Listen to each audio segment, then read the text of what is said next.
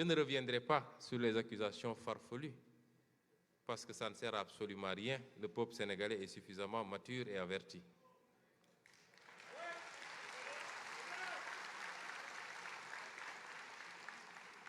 Mais il est constant, ne serait-ce que sur l'une des accusations, d'entendre dire aux citoyens que Sonko est jeune et donc inexpérimenté. Ils oublient peut-être, si ce n'est leur cécité habituelle, qui leur empêche de se rappeler que deux des plus illustres prophètes de l'humanité ont été révélés. L'un, Jésus-Christ,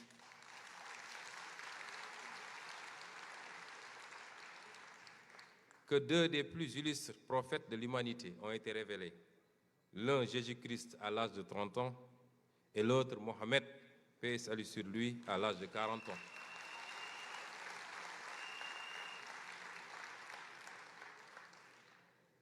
Oui, je suis jeune. En effet, je n'ai que 44 ans. C'est très peu, mais c'est beaucoup.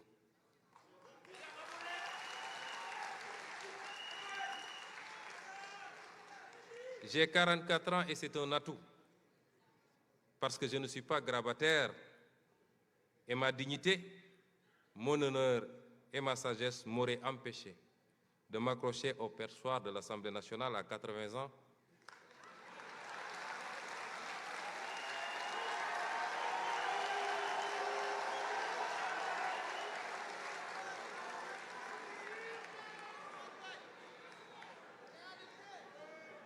Et d'empêcher les débats sur le vote des lois ou sur des questions intéressant les générations futures. Oui, je suis jeune, en effet. J'ai 44 ans et c'est un atout. À mon âge, je suis suffisamment conscient des priorités du Sénégal pour ne pas avoir à quémander une institution budgétivore comme le HCCT, inutile et taillée sur mesure pour satisfaire mes caprices et une rivalité née d'un congrès sans débat. À ces détracteurs d'un autre âge, je voudrais rappeler que l'un des 4 présidents que le Sénégal a eus n'avait que 46 ans lors de son accession en 1981. Que Thomas Sankara n'avait que 38 ans à son accession au pouvoir en 1983. Que Barack Obama a été élu président des États-Unis à 47 ans et que Justin Trudeau a été élu Premier ministre du Canada à 44 ans.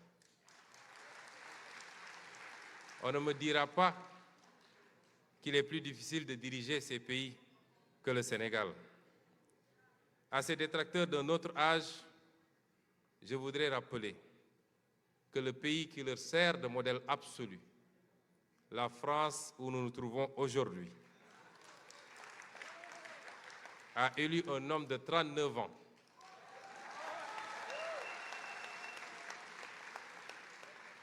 et qu'en Autriche, le Premier ministre a seulement 32 ans. Toute l'expérience que mes détracteurs revendiquent est en réalité une expertise affinée au fil des années en matière de détournement, de surfacturation et de compromission. La vérité aujourd'hui, c'est que le Sénégal a reculé et est parmi les bons derniers. Un seul mot résume leur bilan: échec.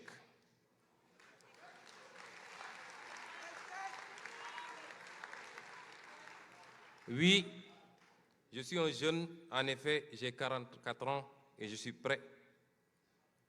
Je suis prêt avec les Sénégalais que vous êtes, conscients de l'immensité de la tâche et de la lourdeur des responsabilités étatiques, à conduire le train de ce renouveau.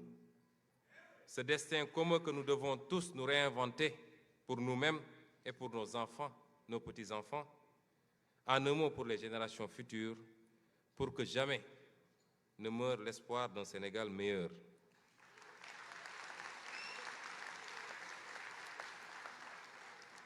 Je suis prêt pour cela, à mettre fin à l'hyperprésidentialisme qui télécommande le pouvoir législatif et dicte au pouvoir judiciaire pour que le pouvoir soit contrôlé par le pouvoir et pour que jamais ne meure l'espoir d'une justice indépendante, rendue au nom du peuple et non selon les desiderata d'un homme qui a la latitude de mettre des dossiers sous le coude pendant qu'il persécute et exile les autres.